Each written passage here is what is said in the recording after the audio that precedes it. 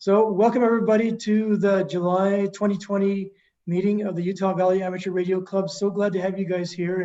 And my name is Noji Ratzlaff. And let me just tell you that I am not going to forget this time. Last month I forgot to mention this, but this could not take place without the genius and the hard work of Trevor. And I can't see his face there. Here we go.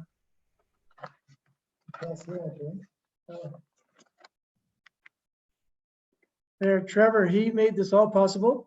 And I really, really appreciate him going through all the trouble of setting this up for us on live stream on YouTube and so forth. So thank you very much, Trevor, for doing this. He's definitely earned twice his pay this month. All right. So we've had quite a few new and upgraded hams this month, and I wanted to share that with you. And so I put them all on a piece of paper and I printed them out and then summarily left them in my printer as I left home.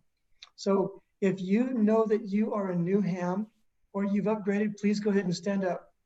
All right, you can sit down now.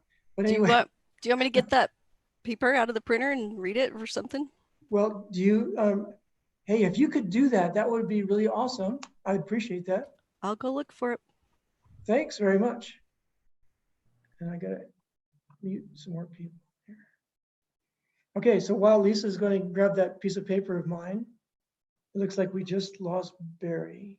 Nope, he's still there. He's still there in spirit form. Okay.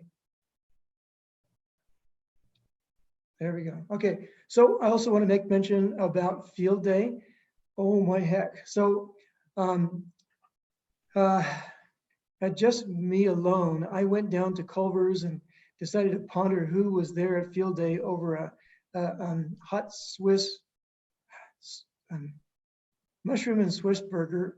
And it was really good. I mean, the burger was, but I sat down and thought about who was there, and I listed 50 people that I knew showed up at our field day. And that did not include the dogs, the sheep, and the pot guts. So just so many people came. It was really gratifying to see so many people there.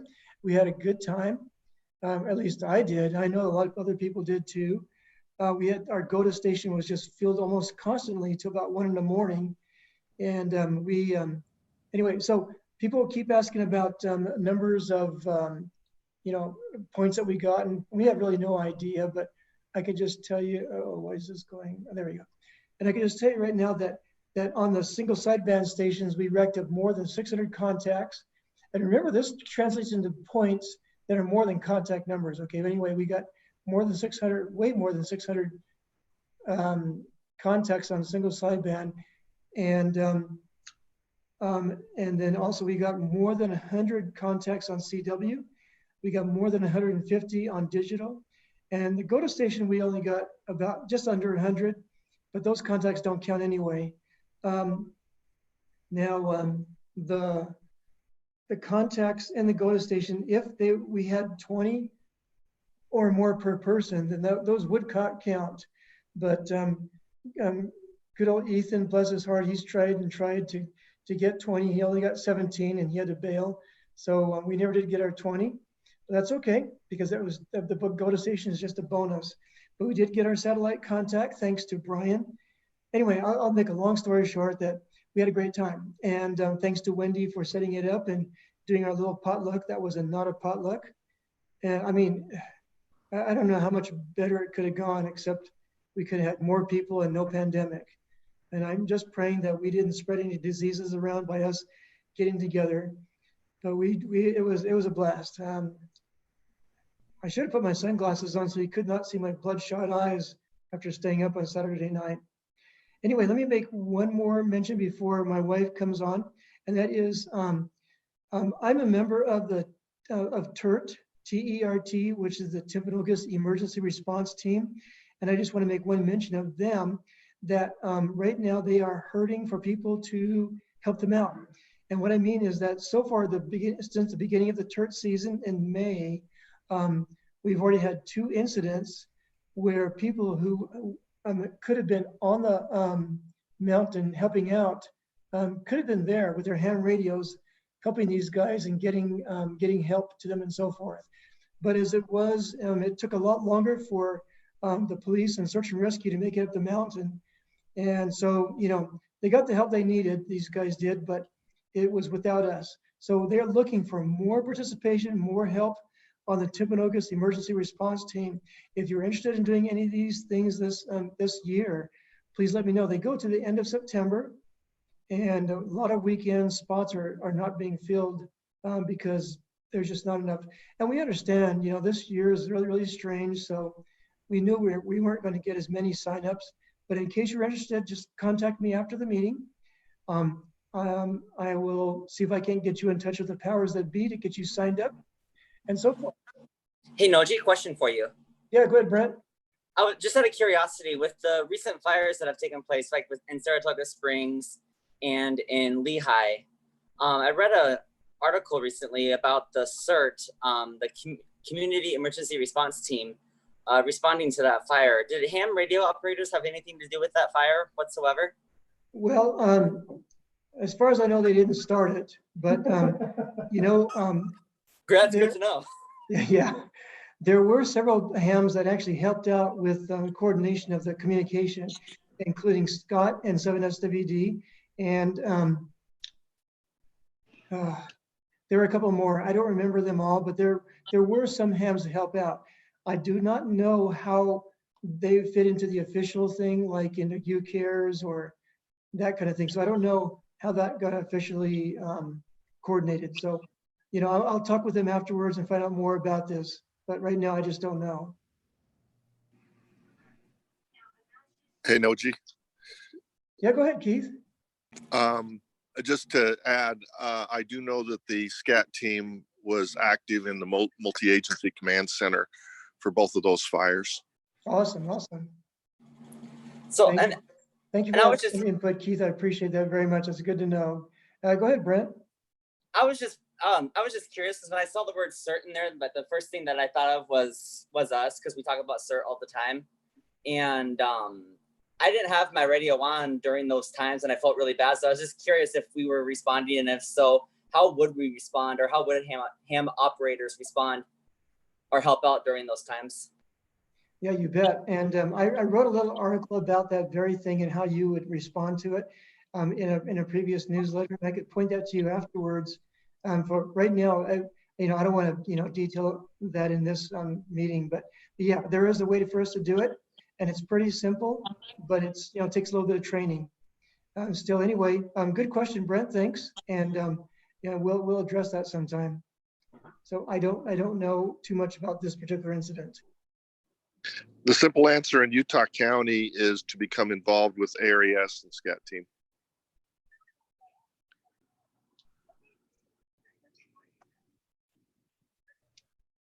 Sorry, we're going to adjust something. Please stand by.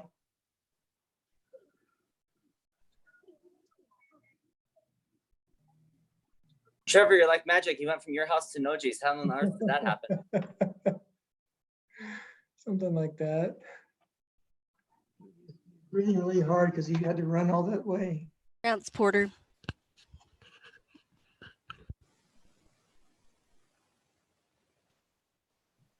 Noji, just to let you know, my printer's giving me problems. I'm still trying to work on it. Okay, well, hang in there.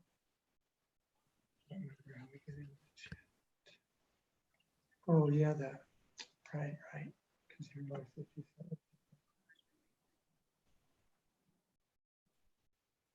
Shut up on that. I don't see it.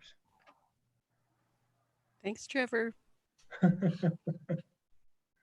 We're trying to get it to show up on my computer, and so maybe we'll have to have. Well, we could have Lisa read it off if she doesn't mind that. Well, so that's what I was telling you. I only found up to June 2020. There you go. Well, yeah, no, that was misnamed. It should be. Oh, that is July? Yeah, it's July. Oh, wow. Okay. Yeah, we got it's a whole really bunch long. there. Okay. Just the names or the call signs? There's nothing in the printer? No. Oh, well, okay, I did print it, that's for sure, but. Okay, well, I have it. Okay, I appreciate that. So if you could, thanks, Trevor. Hang on, let me a second. There's a bunch of people who are waiting to get in. How do I go back to that? Okay. Whoa. I just want to let everybody in here, participants. Oh, there we go. I got it. I figured it out. You want to turn off the waiting room or keep it on? Does it bias anything? Well, if we turn it off, there is a chance that some stranger could come on and cause problems. Oh. We'll let the strangers in. From what I understand, you do have to be a little careful with that. Yeah. Well, good thing our meeting only lasts for an hour, so if we have anybody coming in, we'll stick Trevor around.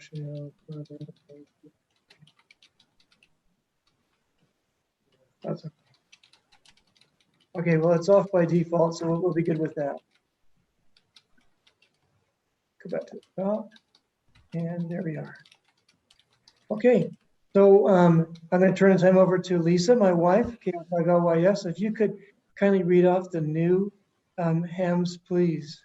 Okay, and the new hams are, drumroll please, Lara Lee Bradshaw, Devin Kinghorn, Stephen Latowska, Todd Langston, Joseph Bash, Trevor Beckstrand, John Crandall, David Fairbanks, Tyler Nelson, Ron Campbell, David Wood, Brad Hill. Oh, I know Brad Hill. Oh, sorry. Robert DeGroff, Scott Gale, Janine Decker, Christopher Thompson, Douglas Wengeman, James Mendel, I guess, Maendl, Matthew McGee, Brian Rasmussen, Paul Bird, Edgar Guzman, I think he's here, Jack Putnam, Matthew Putnam, Chase Palmer, Kimberly Pendleton, Tyler Red, and the upgrades, another drum roll, Rich Rutledge has his extra, Bill Clough, woohoo, Bill Clough extra, these are amazing, yay, Jeremy Estes, General, Carol Duncan, General, yay, Gary Bushnell, General, Jim Weeks, extra, and Jim Tim, got it. Yeah. Jim's got his extra, yep, and Tim Gamble, General, woohoo! Yeah, and speaking of the Skyline Repeater System, yeah, Jim down there is a president of the Skyline Club, and so he felt like that he had to get his extra just because he's the president. So there you go, you got it. Okay, thank you so much, Lisa, for reading those off. Appreciate that. All right. Well, that's all I have. So let's go ahead and move on with our meeting. So tonight, our presentation is going to be by Barry Bradley. I wish I could say he's a close friend of mine, but he's a really cool guy. And he's one of these guys you do want to know because he's the kind of guy who's an Elmer to the Elmers. So Barry, without any more, please go ahead and take it away. Oh, wow. All right. Anyway, thanks for inviting me to your meeting, Noji, and I appreciate the opportunity to share whatever I can with any of these groups. And I've been with the Skyline group for forever since it was created. Can you hear me okay? Everything okay? All right. So yeah, I'm Barry. My call's KB7K. Used to be WB7REL. Some of you probably have seen that kicking around on APRS and such for way back. I've been into amateur radio since the mid 70s, early 70s actually. I had a Novus license when I was in college and got kind of into radio as a youngster, and I've it's been my hobby, and pretty much radio itself, two-way radio, became my career more or less. So I've been into public safety since the the mid 70s, both in law enforcement, and then later, the county sheriff came to me in 1980 and wanted me to help him set up a communication system for Sanpete County.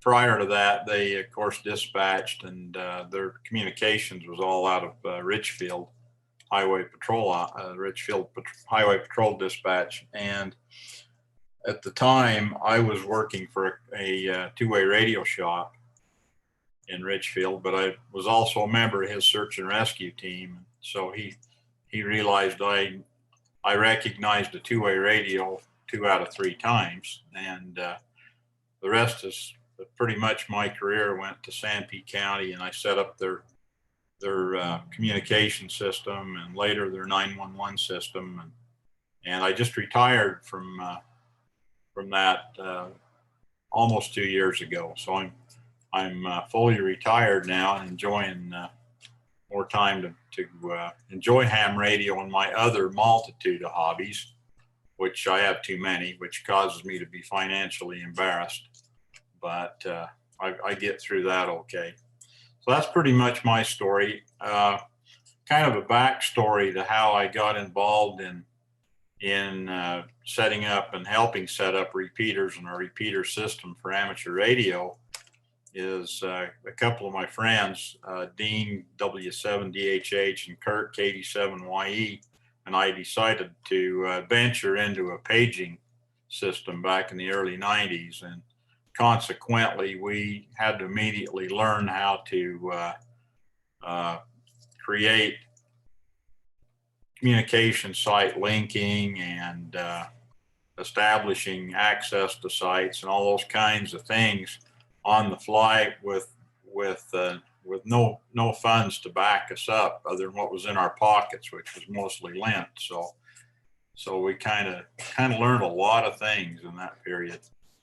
And I'd learned a lot of things, how to make stuff happen and get connections with Sanpete County as well, because basically had very minimal budget to work with, as most rural counties are, especially back in those days. So that's that. And oh dear. Our repeater system, we're really proud of it.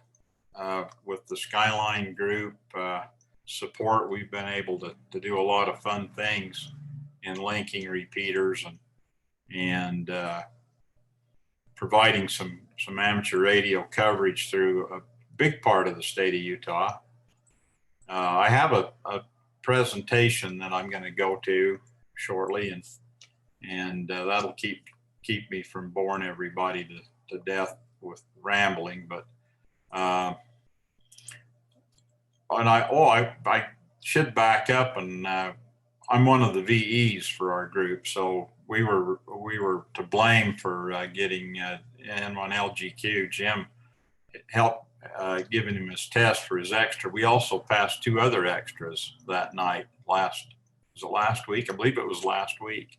So congratulations to all of these new operators. I distinctly remember getting my, in my attempt to get a general class license back in the day when you had to go to an FCC examiner. Who can remember doing that? And they were unhappy. They were there to give commercial radio tests and not waste their time with a bunch of nerds trying to get into ham radio. So they were kind of grumpy right off the start. And anyway, it was a different world then. And I'm glad those times have passed, and we can get new folks into our hobby a lot happier. So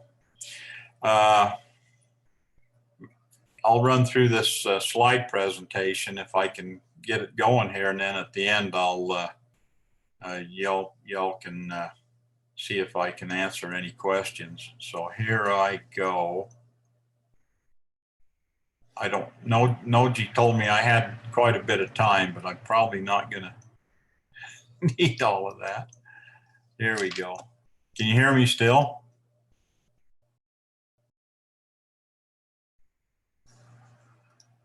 Yep, I can hear you, Barry. Okay, cool. There we go, huh? So this has evolved over time from a couple of repeaters that we decided to hook together to widening the system out through central Utah. We wanted to have coverage on the Highway 89 corridor. We realized that the Intermountain Intertie was developing coverage down the I-15 area, and we also knew that the Sinbad group was linking repeaters together. We thought, well, you know, we'll link a couple of repeaters together. You always get a little pushback on that from some of the group members, thinking, well, gosh, if we do that, it'll be so busy, we'll never get a word in edgewise. And I've noticed through the years I've been into ham radio, I've noticed that most of the time in rural Utah, the repeaters sit dormant for about 90% of the time. So we could just not see how that was going to hurt anything. Let's see here. Okay. All right.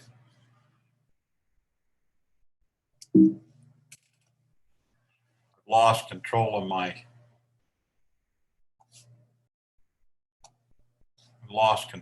mouse here somehow. What did I do?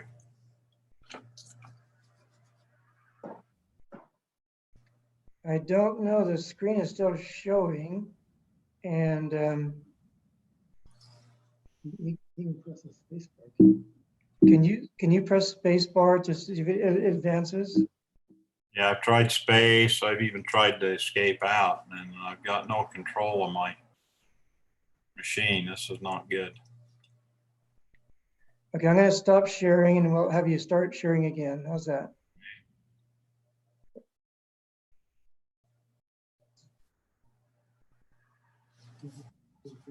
Interesting.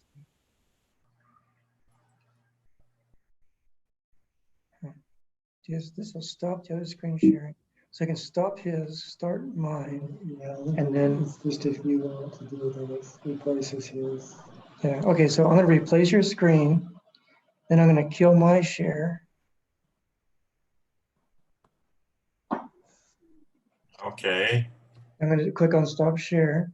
Okay, now you got control. Go ahead and try that Yeah, again. I'm back on control here. So All right.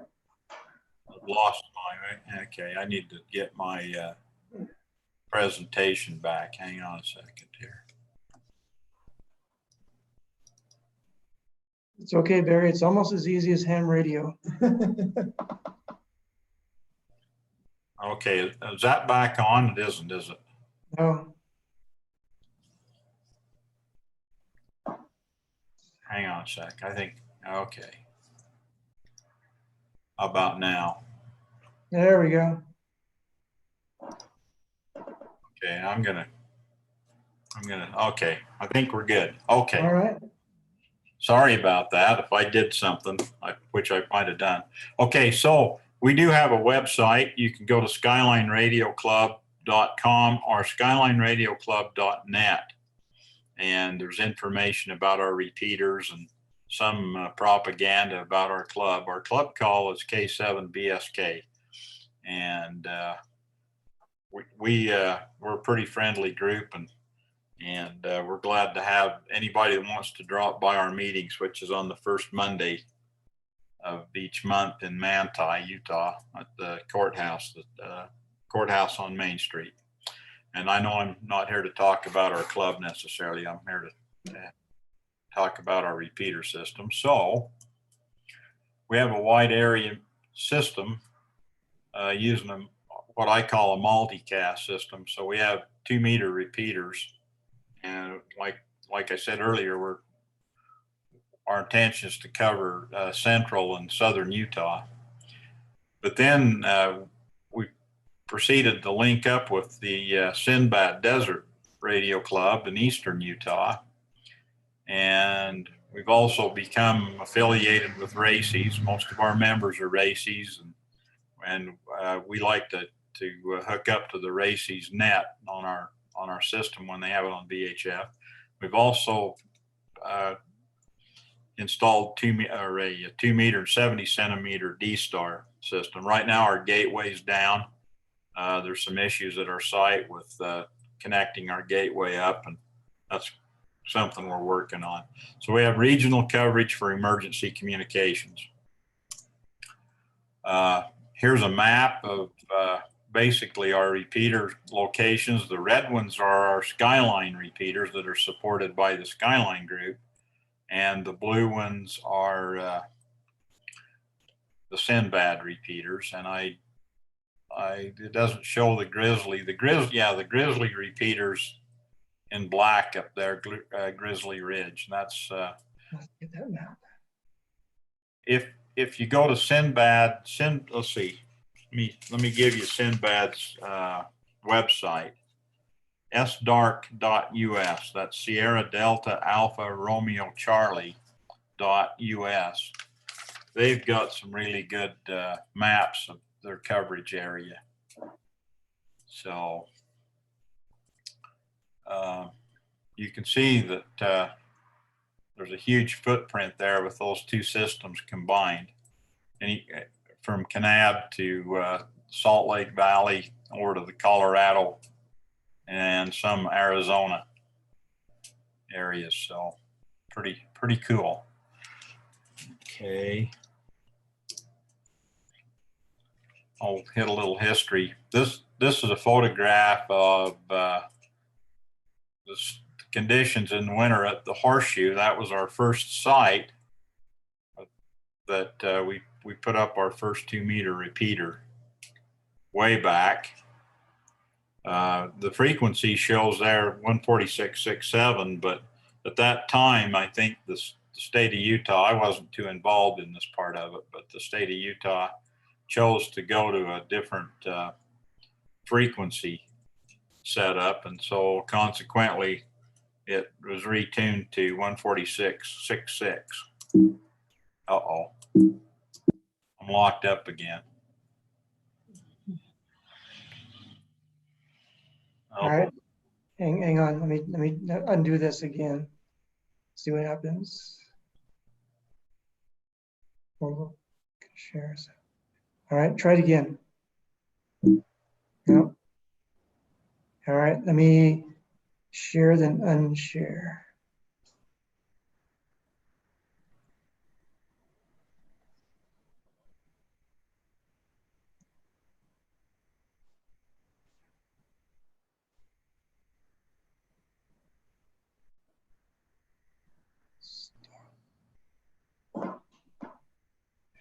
All right, it's all yours.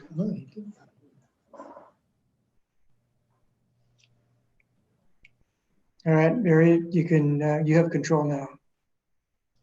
Okay, see if I can get it back here. Sorry about that. Things happen. I'm taking too long on each picture or something. I don't know. Anyway. Maybe it's something I did. Okay, here's how the history goes. The repeater up on the Horseshoe site, which is east of Ephraim, is the 146.66 repeater, and it was installed in the early about 1981, as I recall, and basically the first repeater in the area.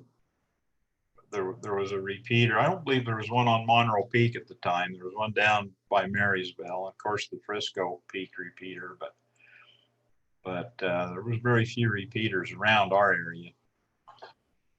Then a year or so later, a couple of guys got together and they built a repeater, put it on west of Redmond. I don't know why it says east of Redmond. It's west of Redmond. And that's another repeater that's been around for quite a long time, a number of years, 147-100. And it's on the Vaughn Mountain, east of Holden. So that repeater's solar powered, and there was a site located up on private property on the Pavant Mountain.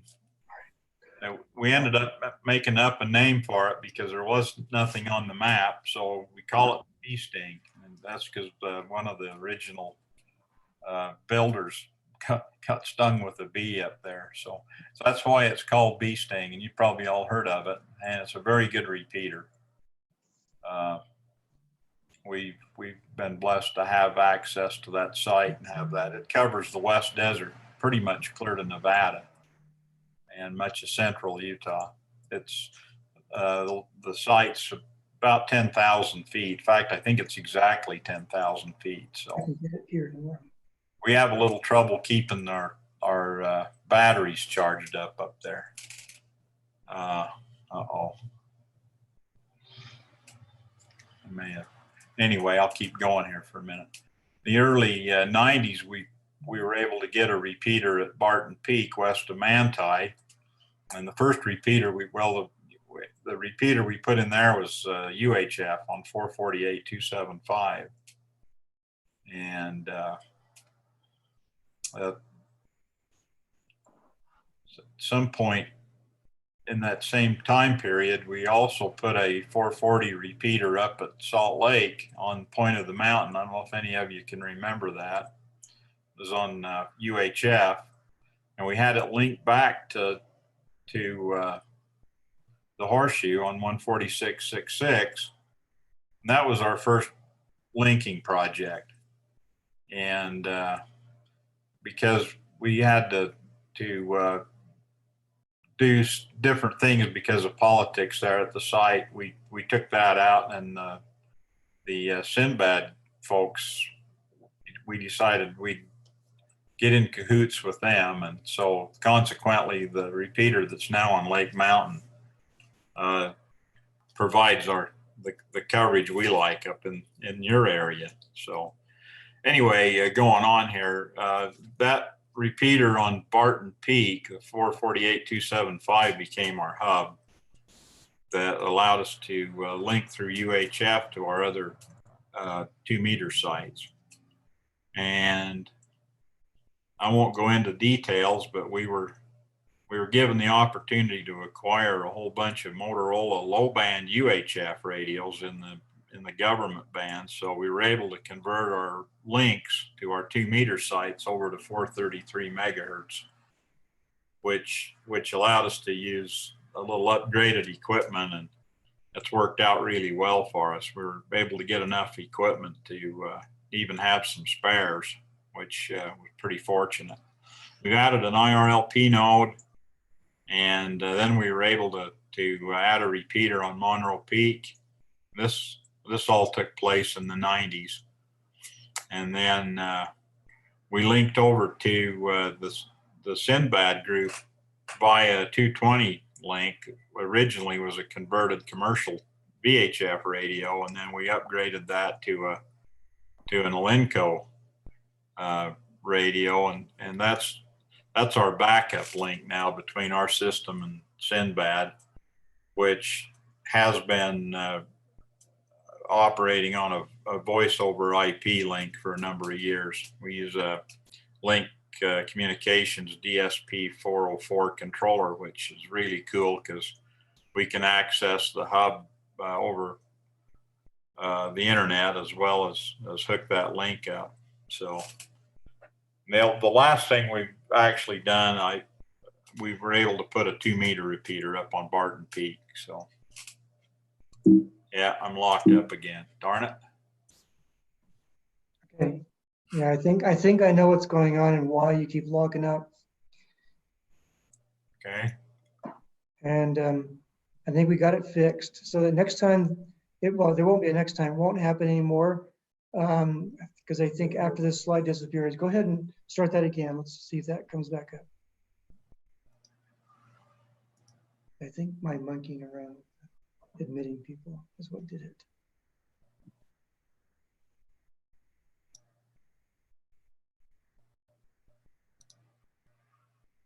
Okay, am I back? You're back. All right. we started off using a lot of mixture of various equipment, and I'll not drag into the details too much on this, but the first repeater, the 146.66 repeater, was made out of parts that were basically donated by various members of the group. Wilbur, who was probably the instigator of this, his call was to see W7JGS. He's silent key now, but he actually purchased the 6-cavity duplexer and the antenna, as I recall. And I and the guy I work for came up with a receiver, an extra receiver for a Master 2.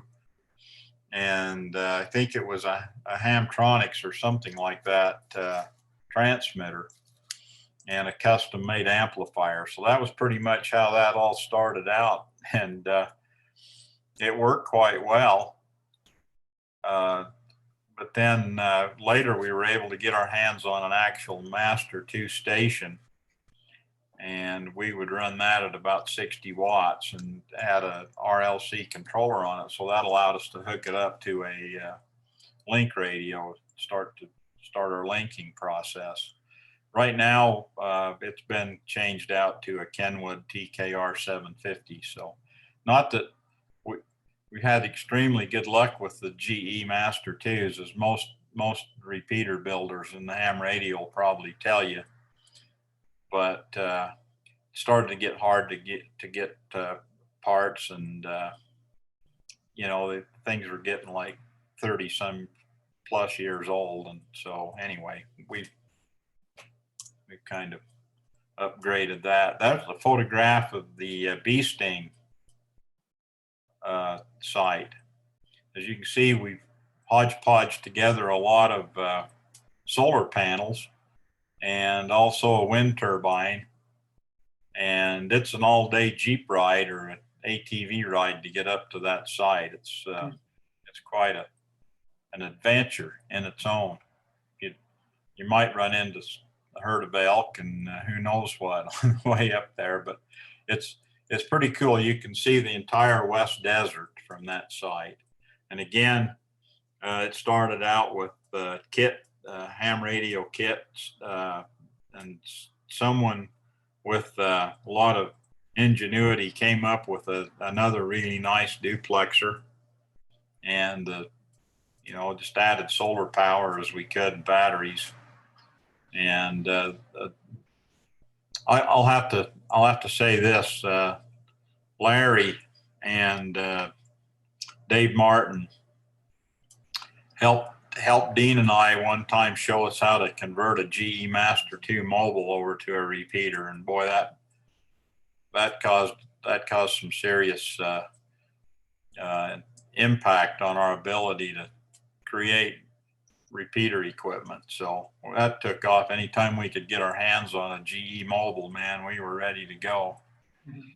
So again, we've changed out the equipment up there to a Kenwood repeater. There's actually another repeater at that site that's mine at the 449.300. It has a remote base on it that's pretty much set on 146.52. So it has coverage on I-15 for a long ways. So when folks are checking through central Utah for a traveler wants to find out what's going on, they can get on 5.2, and somebody's going to hear them a long ways away. It usually scares them to death when you tell them you're over in a town about 80 miles away. They think, how's that happening with my little mobile rig, you know? But anyway, it's pretty cool. This is our hub. It's located at Barton Peak, and there's actually 3 repeaters in the rack there. There's the 448.275 and the 146.72, and then the 433 repeater that links our 2-meter sites together, and the DSP 404 controller, which is that's a way cool unit, but unfortunately Link Communications has gone into other business and they don't support it anymore. So we're kind of kind of a little nervous about that. Monroe Peak, I don't believe I have a photograph of that one, but we were lucky enough to be able to get into a site there. Our repeater's actually right next to the repeater for the intertie. So they're in the same building on the same tower. And we got a little antenna work that we'll be doing there this summer. And it provides another hop for a link down to farther south down 89 into Spencer's Bench and Glendale. And that's in the county communication site at Spencer's Bench. It's east of Glendale. Let's see, I didn't mention that the elevation at Monroe Peak is about 11,300 feet. So it has a tremendous footprint into Wayne County and down Highway 89 to Panguitch, most of Sevier County, and some of the West Desert. This repeater is at 7,000 something feet there on Spencer's Bench, but it covers Kanab and part of the Arizona Strip. So it's been kind of fun. Gets very little use, unfortunately. So there's the basic information for that. You can get all of this information off of the Skyline RadioClub.com website or .net.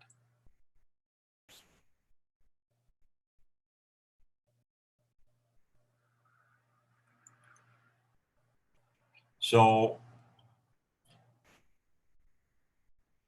of course, a lot of repeaters are, anytime you link a repeater system up and again, it's kind of like, well, some of the folks think, well, gosh, now we don't dare get on there and visit with our friends anymore because there's all these repeaters linked together and all these people are going to listen to us and they're going to be mad at us for tying up this repeater system. But as far as our members in our group are concerned, after we've used this for years, get on there and have at it, because it doesn't really get its money's worth unless there's something that goes on, or it needs to be used. So it's mostly quiet. I feel kind of bad that our hobby has kind of got where everybody's off on their little pocket gadget and only use the radio to talk to specific people. So, gosh, let's use our repeater systems. Nobody's going to yell at anybody for getting on and using good practices. So what we do, for those of you that are a little bit new to the hobby, is most of the time when you link, of course, with digital repeaters, it's really easy because they're kind of set up conveniently to run through voice over IP through the cloud. But when you're talking about an analog repeater system, then you need to have some way of creating a hub where you can bring those repeaters together, unless you're just linking two repeaters. Otherwise, you need to have some sort of a hub to bring. And if you set up a repeater as the hub, then you can pretty much put an endless number of links into that hub.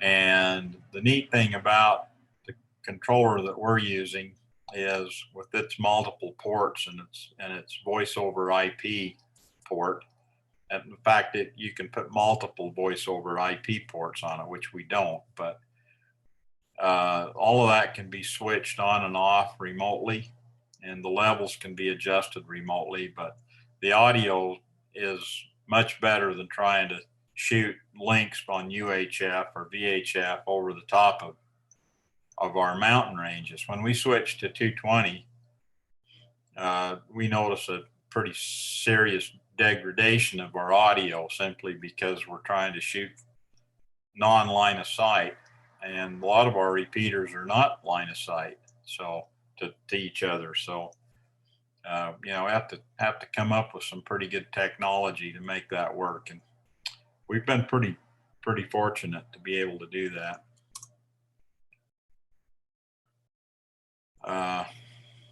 Within our budget, we've always tried to use commercial grade equipment that's reliable and performs. And our belief is that it's better to have a good receiver on a repeater than to worry about how much transmitter power it puts out.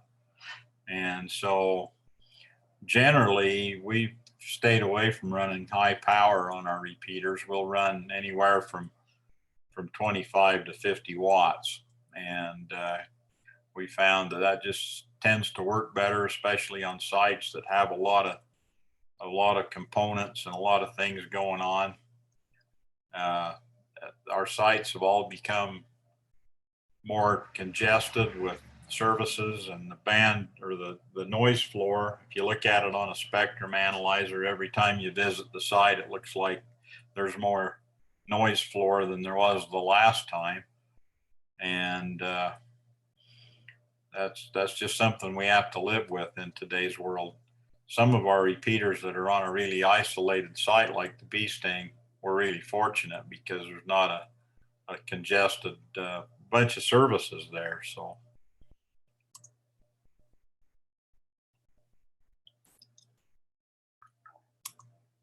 and of course the bottom line to try to create any repeater system or to operate any amateur radio repeater is how do you budget it. And we've been fortunate that we've had some individuals that have ponied up some pretty good donations. Our club is small, and we ask, you know, our membership fee, I think it's $20 a year. And because we're such a small club, that really doesn't go very far. We have to pay a power bill at one site and the site fee, and it's, you know, it just, if it wasn't for individuals coughing up equipment and some funds, we wouldn't have been able to create this. So, and I'm sure you guys, you know, have the same issues, but our club's really small. So we've been so lucky to be able to do that. And we've been lucky to have support from our local government to help us get into some sites and cover some power expenses and such. And of course I work for the county, so I kind of had a shoe in for a long time, but that's no longer the case. But it is what it is, and we were lucky enough to be able to put this together. So there you go. I hope most of you are still awake. And again, it's been a big part of my hobby to help create the repeater system. I don't get on it a lot, but my thing is to help with that so that I can hear other people enjoy it and use it. And we can, provide that for emergency communications as well. So anyway, let's see if I can, where'd my mouse go? It's here. Oops.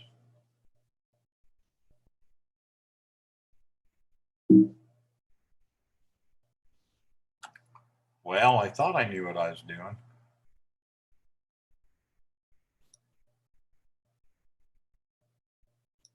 There we go. Am I back? You're back. Okay. I killed a presentation. So you can bring it back up if you need to. That was a beautiful photo. Now what have I done? Hey, Noji, can I make a comment about something real quick? Sure, go ahead, Brent. When he talked earlier about with all these repeaters kind of being connected together and us being worried about someone getting mad because we're tying up the repeater, I think that might be a good training topic one night for the new Hamnet, and talking about repeater etiquette and talking about conversation length, and about how if you do need to use the repeater, the appropriate way to be able to let those who are using it know that you need access to it, and those who are using it, and if someone doesn't need access to it, being respectful and maybe taking your conversation elsewhere or pausing your conversation for a few minutes so they can do what they need to do. Thank you for that training there, Brent. Appreciate it. Okay. That's about all I have. Noji, if there's any questions anyone would like to ask me, I might be able to answer. So. Okay. All right. Thank you, Barry. Anybody have any questions for Barry? Go ahead.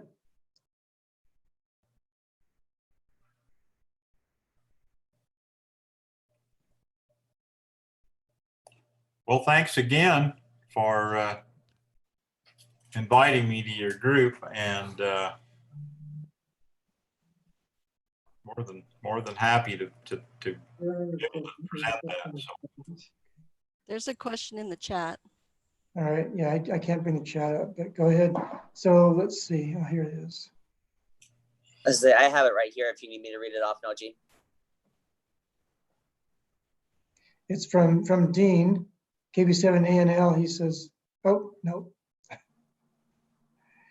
Gotta go down. It says 2 questions. My notes say that 146.66 is linked to law enforcement, and that's the end of it. And then we have another one here. Rest of it's just came out. Truncated. Okay. And then 145. Oh, and that one. There's the rest of it. And that 145.29 is 160 watts. Still the case? Do you want me to read the whole thing again? No. Okay. No. 145.29. That's a standalone repeater that is in Sanpete County, and it was basically assigned as our MCOM repeater for the county, and it has never ran 160 watts. I'm not sure where that information came from. The most it was ever transmitting was 60 watts. So I think it's running at 50 watts right now on a new Yaesu, one of those Yaesu system fusion repeaters. And that's a standalone repeater. Then as far as the 146.66 being linked to public safety, that information may kind of come somehow from way back in the olden days when we had a phone patch that was supported by the sheriff's office. So you could, and it was set up so you could just actually enter 911 into your DTMF and it would link it into the sheriff's office. So maybe that's what that was. We no longer have a phone patch because, you know, in the days of digital phone or digital systems on the mountain came in, it made us hard to convert that over. And besides, everybody has a gadget in their pocket, right? So that must be what that was all about. Very good. Thank you there, Barry. Anybody else? Questions for Barry? Go ahead. So we have a comment. Thanks so much. Great presentation. We have another question. How often does the linked repeaters get linked all together, the 3 main systems? They're linked all the time. We've decided, you know, it's a wide area of rural Utah mostly, and by leaving them linked all the time, those of us who travel, one of my hobbies is off-roading. One of my hobbies that caused me to be financially embarrassed is I have Jeeps and such, and so I do a lot of off-roading, but it's really something that many of us were interested in, to be able to have that wide coverage without having to fiddle around linking repeaters up and down. And we've all agreed we like it that way. So they're permanently linked.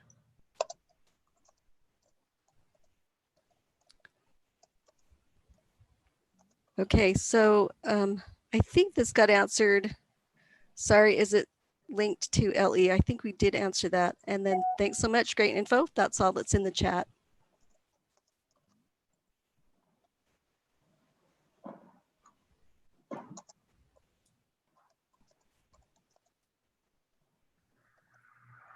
Okay, well, Noji, back to you all, and you got a great group of folks here. So, Well, thank you very, very much. Appreciate you taking the time to prepare and to give the presentation tonight.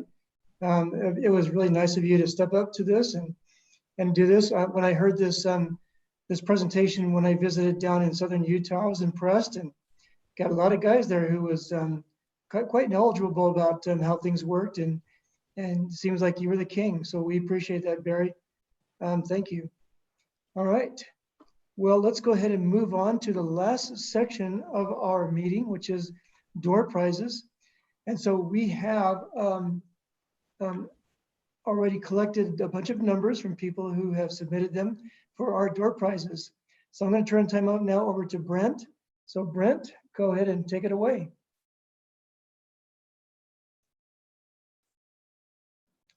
And Brent is probably muted. Well, you're muted, Brent. Oh, I'm muted too. Oh, Noji, I'm embarrassed. I didn't get my face on this morning. Okay, can everyone hear me? Okay, so Noji, I am not able to get my printer to work, so I'm gonna have to do things a little bit differently. I'm removing my name from the list so we can keep it fair. And I'm gonna just kind of go up and down the list and pick a random name while closing my eyes. But my name is removed from the list to keep it fair. So we have 4 main door prizes tonight, and each winner will be able to pick from these 4 door prizes. And will repeat them as many times as needed, but we have a ARRL 1-year membership. We have a work light. We have a signal stick antenna. It's either an SMA-F or an SMA-M. And we also have a paracord.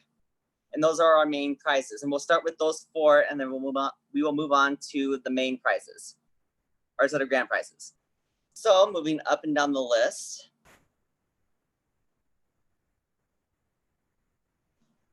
$3686. That's Brad Hill.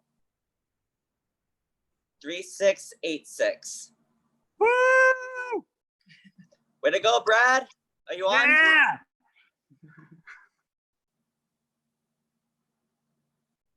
Okay, Brad, you get to pick the first prize. Oh boy. Say them again. Okay, so we have the ARRL 1-year membership, a work light, a signal stick antenna, and we have either the SMA-F or the SMA-M, or we have a paracord. I'll take the antenna. Okay, which one?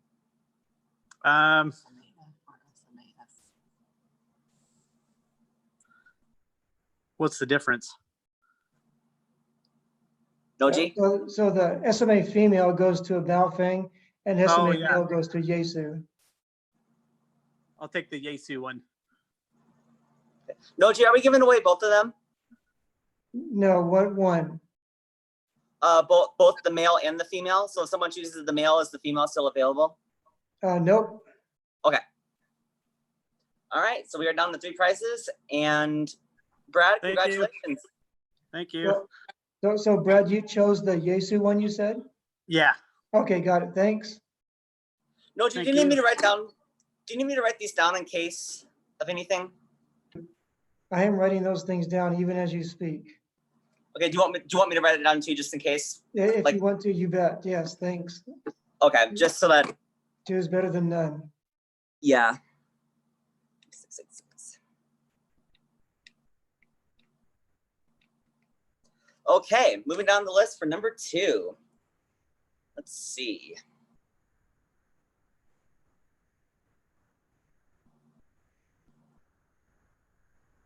$1968, Bill Collins. 1968, Yep. Bill Collins. Bill Hey, Collins. Bill. Hey. Let me take the ARL 1-year membership. You got it.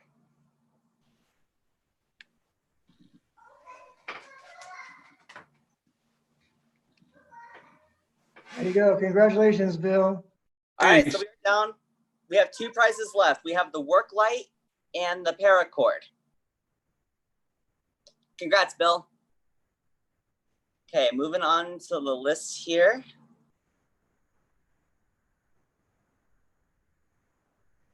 $3723, Joe Costello. Yeah, baby. Yeah, Work- Big Joe. Way to go, Joe. I'll take the work light. Okay, so the last person I pick will get the paracord. Oops.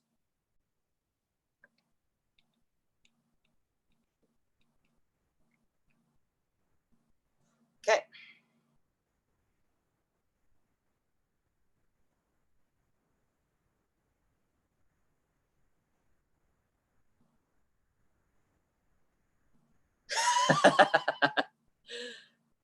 $3945. Trevor. That's funny.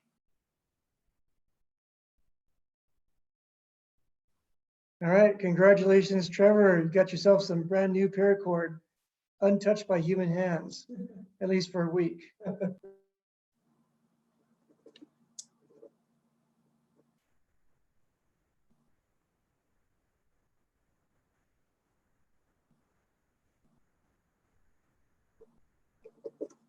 Okay, now for the main prizes. For the main prizes, we have a Baofeng UV82 transceiver, and of course, a Papyrus J-pole antenna. So, Noji, for these ones, do you want me to say first one for the Baofeng, or do you want me to just let them pick it out for the grand prizes like we've been doing? Hey, I'm not a big believer in choice, so just go ahead and you pick it. That you pick the Baofeng, that person gets it, and then the last one is the Papyrus J-pole. Okay. All right. So we'll play for the Baofeng first. And I just want to remind everyone, I took my name off the list. These are still being selected at random, so it's still fair. I Sure, apologize. Brent. Sure. Yeah. Okay. Okay. Noji promised me a new radio if I did. Okay, that sounds more likely. But these are still being selected at random, so everyone can be rest assured this is still being done fairly. And here we go.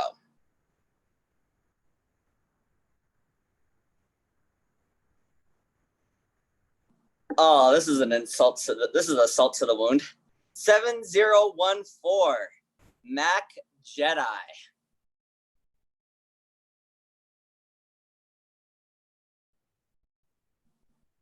Curtis, are you on? Well, I'll cheer in his behalf. Yay! Way to go, Curtis, for getting a Baofeng. Last Do thing we he tell him needs. you got 24 hours to respond, or you snooze, you lose? Hey, that's a good idea.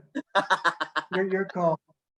Nah, well, I'll see if I can get in touch with him. He's normally on the radio during the day anyway. All right, so now we have the Papyrus J-pole.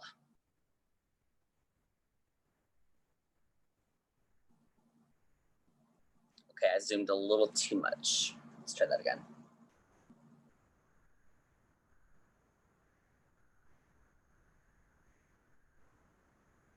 $4210, Paul Matthews. Woo! Way to go, Paul. You just won yourself a Papyrus J-pole antenna. All right, Paul, way to go. Congratulations.